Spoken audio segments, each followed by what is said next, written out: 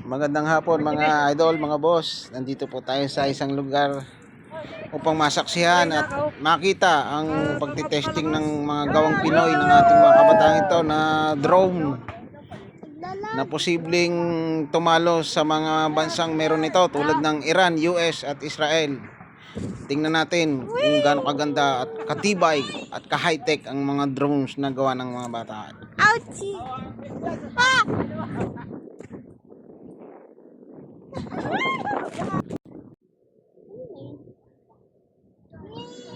Yan how!